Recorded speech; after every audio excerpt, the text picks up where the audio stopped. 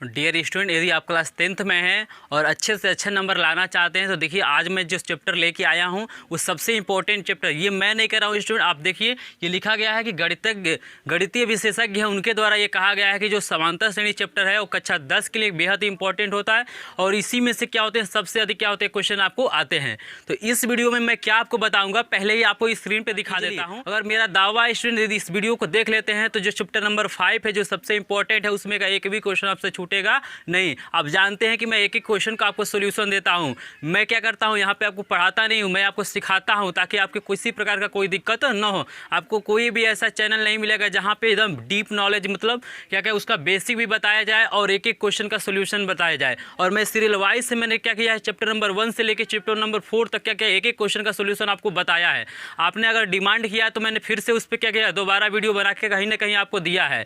तो स्टूडेंट सबसे पहले तो आपको मेरे तरफ से दिल से धन्यवाद कि आप लोगों ने इतना सपोर्ट किया ताकि हम लोग चैप्टर नंबर 5 तक इजीली पहुंच चुके हैं। और देखिए एक मात्र चैनल है जहां पे आपको क्लास 10th का इंग्लिश भी प्रोवाइड किया जाता है, मैथ भी प्रोवाइड किया जाता है और साइंस भी प्रोवाइड किया जाता है। तो है मेरा सबसे इंपॉर्टेंट वीडियो होने वाला है क्योंकि इसमें सबसे इंपॉर्टेंट मैं चैप्टर को, आपको विश्वास नहीं हो रहा है कि ये क्लास 10th के लिए इंपॉर्टेंट है तो आप गूगल करके सर्च भी कर सकते हैं कि क्लास 10th मैथ के लिए महत्वपूर्ण सबसे इंपॉर्टेंट चैप्टर कौन सा होता है। तो उसमें आपको ये जरूर मिलेगा समांतर श्रेणी, क्योंकि समांतर श्रेणी से बहुत सारे क्वेश्चन आते हैं। और देखिए स्टूडेंट यदि यहाँ पे आप क्लास 10th में समझ लेते हैं, 11th में क्लास 12th में दोनों में आपको ये मिलेगा। तो मैं आपको देखिए सिर्फ समांतर श्रेणी ही नहीं बताऊंगा, मैं समांतर श्रेणी के अलावा आपको गुणोत्तर श्रेणी भी बताऊंगा और हरात्मक श्रेणी भी, यानी इसको एपी कहा जाता है और एपी बताऊंगा आपको, क्या करूंगा एचपी बताऊंगा और क्या करूंगा जीपी बताऊंगा। तो इसका शॉर्टकट नेम होता है। तो मैं तीनों श्रेणियों को आपको बताऊंगा। बस इस वीडियो को एंड तक देखिए, चैप्टर नंबर 5 को इजीली आप सॉल्व कर लेंगे क्योंकि बेसिक सबसे इंपॉर्टेंट होता है, कंसेप्ट हमारा क्या होता है, पावर होता है।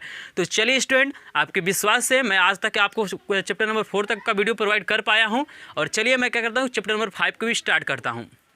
देखिए स्टूडेंट, जो हमारा क्लास 10 का चैप्टर नंबर 5 है उसका नाम है समांतर श्रेणी और इसको इंग्लिश में कहते हैं अर्थमेटिक प्रोग्रेशन। और स्टूडेंट हमें क्या समझना है, श्रेणी को समझना है और अनुक्रम को समझना है। अगर श्रेणी को और अनुक्रम को समझ गए तो आपको किसी प्रकार का किसी क्वेश्चन को करने में दिक्कत नहीं होगा। तो देखिए स्टूडेंट, लिखा गया है कि गणितीय विशेषज्ञों के अनुसार समांतर श्रेणी सबसे महत्वपूर्ण चैप्टर होता है। आप गूगल करके सर्च कर सकते हैं।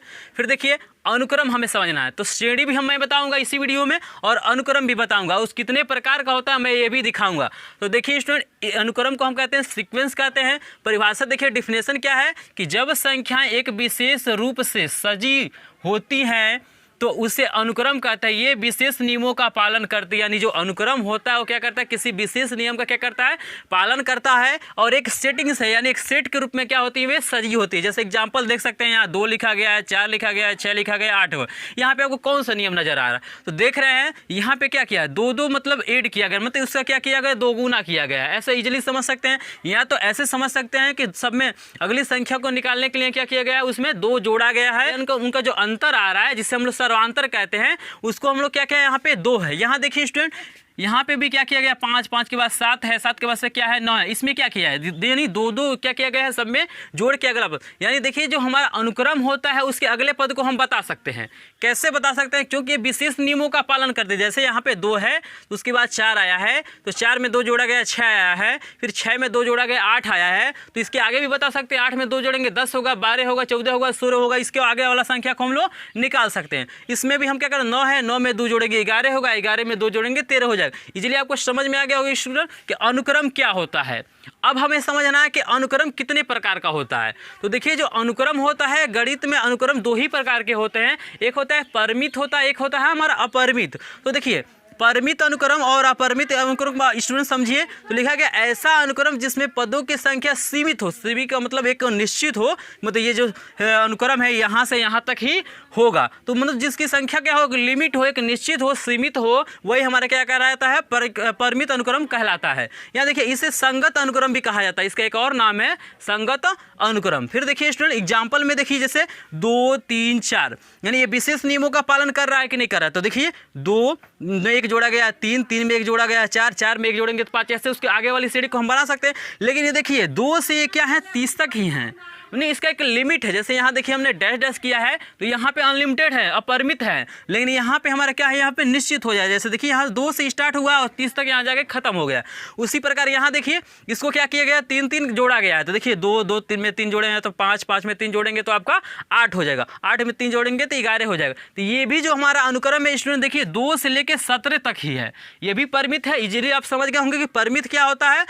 अब देखिए उसके बाद हमारा दूसरा जो होता है अपरिमित अनुक्रम, तो बिल्कुल इसका अपोजिट है भाई। इसका एक निश्चित होगा लेकिन ये क्या होगा, अनिश्चित होगा, यानी अशांत होगा, ये जहाँ तक जाए वहाँ तक जा सकता है। तो देखिए अपरिमित अनुक्रम को क्या कहते हैं, अशांत अनुक्रम भी कहते हैं। इसका परिभाषा यहाँ से बना सकते हैं कि ऐसा अनुक्रम जिसमें पदों की संख्या क्या हो, सीमित न हो। चूँकि यहाँ पर मैंने लिखा है तो यहाँ पर थोड़ा सा स्पेस मेरा कम है, इसलिए यहाँ पर मैंने नहीं लिखा है। तो यहाँ बना सकते हैं कि सीमित न हो, अपरिमित अनुक्रम कहलाता है। और मैंने यहाँ पर लिख दिया कि इसका भी एक नाम क्या है, अशांत है। तो इजीली यहाँ देखिए स्टूडेंट एग्जांपल में किस देख रहे हैं, 1 9 17 25। तो देखिए यहाँ पे डैश डैश लिखा गया, यानी आगे हम जितना चाहें उतना क्या कर सकते हैं, हम इसका अनुक्रम निकाल सकते हैं।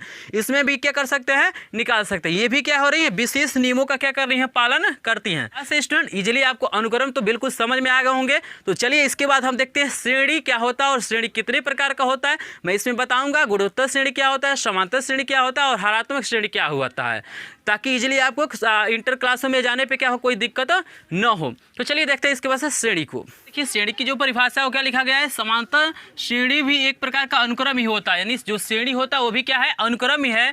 लेकिन जब किसी अनुक्रम में प्लस जोड़ यहाँ पे चिन्ह दिया है या माइनस घटाव चिन्हों का प्रयोग किया जाता है तो उसे श्रेणी कहते हैं। यानी जो हमारा अनुक्रम होता है, मैंने अनुक्रम में आपको दिखाया था स्टूडेंट, वहाँ पे मैंने कामा लगाया था। जैसे सेम टू सेम यही चीज़ें था।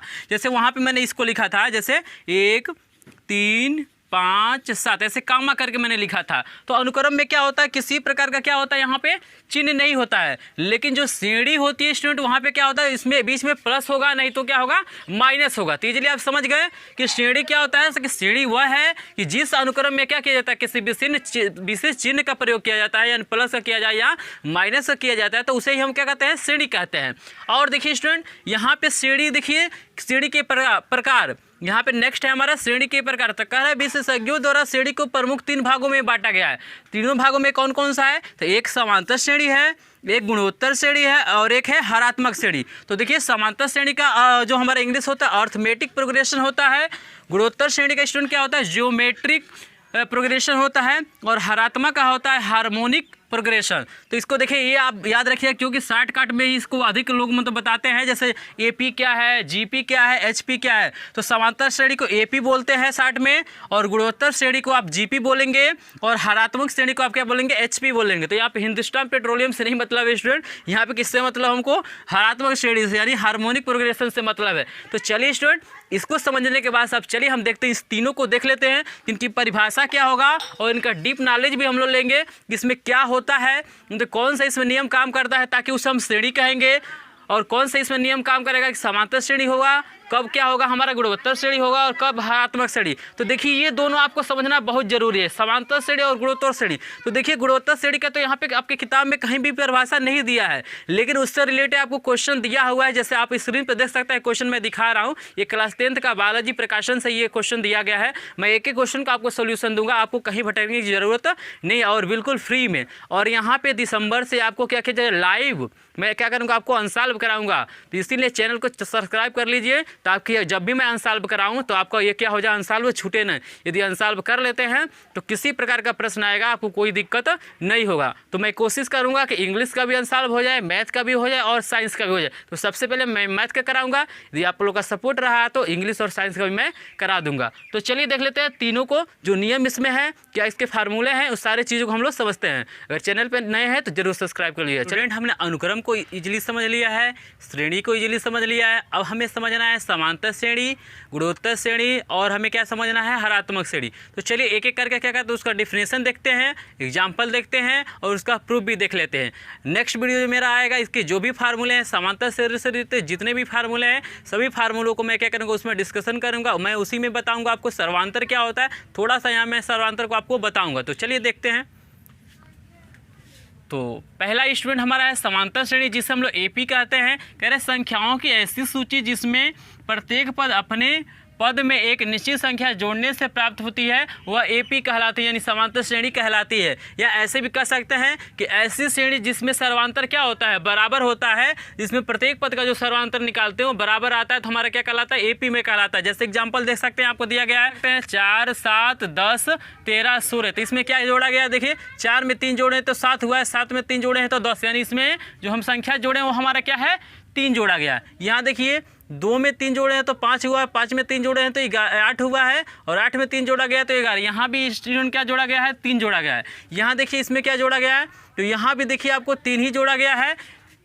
और भी बहुत सारे एग्जाम्पल मैं आपको दिखा रहा हूँ, स्क्रीन पे देख सकते हैं। ऐसे बहुत सारे एग्जाम्पल है, जैसे यहाँ मैं दिखा देता हूँ आपको लिख के, 2 हो गया, 4 हो गया, 6 हो गया, 8 हो गया, 10 हो गया, डैश डैश। इसमें क्या जोड़ा गया है, तो 2 जोड़ा गया है। यहाँ भी 2 जोड़ा गया है। इसमें क्या जोड़ा गया है स्टूडेंट, 2 जोड़ा गया है। तो यहाँ पे देखिए प्लस भी हो सकता है और कामा भी हो सकता है। ये हमारा क्या हो जाएंगे, समांतर श्रेणी में होंगी। तो आपको इजीली समझ में आ गया। अब चलिए मैं बता देता हूँ सर्वांतर क्या होता है। तो सर्वांतर को हम दिखाते हैं डी से, इसको D1 लिखते हैं और इसको लिखते हैं D2, यानी D1 और D2 हमारा बराबर होना चाहिए। तो देखिए दूसरे वाले पद में से हम पहले वाले पद को माइनस करते हैं, तो दूसरे वाले पद में 7 में से, यानी D1 निकालने के लिए 7 माइनस हम 4 करेंगे, और क्या करेंगे, D2 निकालने के लिए तीसरे वाले पद में से हम दूसरे वाले को, मतलब अगले पद में से उसके पिछले वाले पद को क्या किया जाता है, माइनस किया जाता है। अगर वो बराबर आता है तो हमारा श्रेणी क्या होता है, सर्वांतर होता है। इस पर बहुत सारे क्वेश्चन भी आएंगे, आपको प्रूफ करना होगा कि एपी में है कि नहीं, हमें दिखाना है। तो वहाँ पे हमें दिखाना पड़ता है कि D1 बराबर क्या होना चाहिए, D2 होना चाहिए। तो देखिए यहाँ पे भी लिखेंगे 10 और -7। तो देखिए जब इसको सॉल्व करेंगे तो 7 में से आप 4 घटाएंगे तो कितना होगा, 3 हो जाएगा, और 10 में 7 घटाएंगे तभी आपका क्या हो जाएगा, 3 हो जाएगा। तो यहाँ देख रहे हैं ना, यानी जिसका सर्वांतर बराबर होगा वही हमारा क्या होगा, समांतर श्रेणी होगा। और मैं स्टूडेंट इसको बता देता हूँ, और बिल्कुल देखिए इसका अपोजिट हमारा है हरात्मक श्रेणी।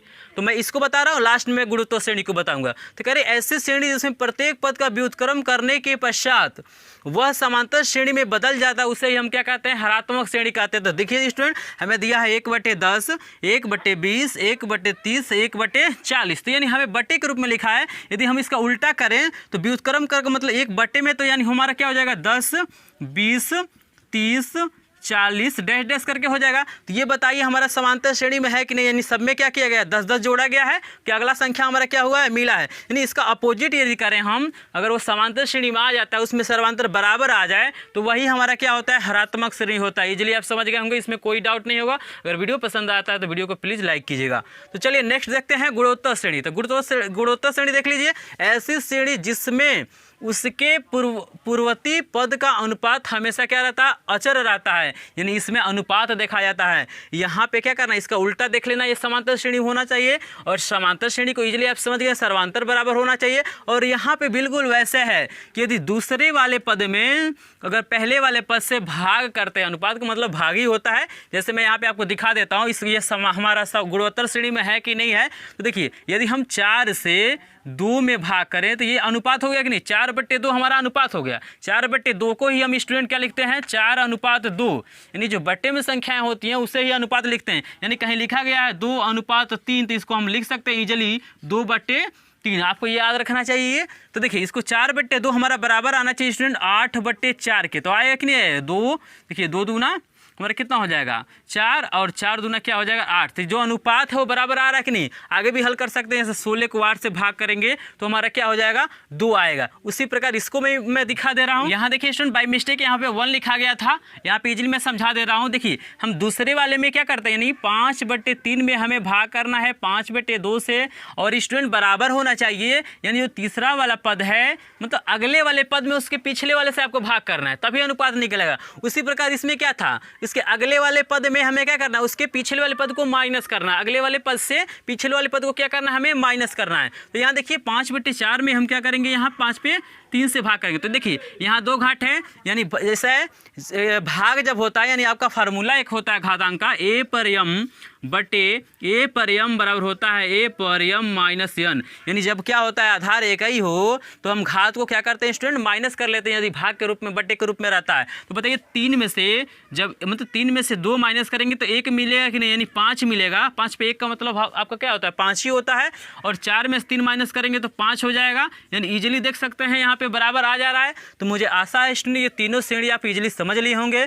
अगर आपको समझ में आया होगा तो वीडियो को लाइक कीजिएगा, चैनल पे नहीं तो सब्सक्राइब कीजिएगा, क्योंकि एक एक क्वेश्चन का सोल्यूशन आपको यहीं पे मिलता है। जो नेक्स्ट वीडियो में बताऊंगा उसमें समांतर श्रेणी से रिलेटेड जितने भी कोई मतलब आपके क्या है फार्मूले हैं, सूत्र है, सभी को उसमें प्रोवाइड कर दूंगा। उसमें 5.1 चैप्टर स्टार्ट करूंगा। अगर स्क्रीनशॉट लेना चाहते हैं तो स्क्रीनशॉट इजीली ले सकते हैं।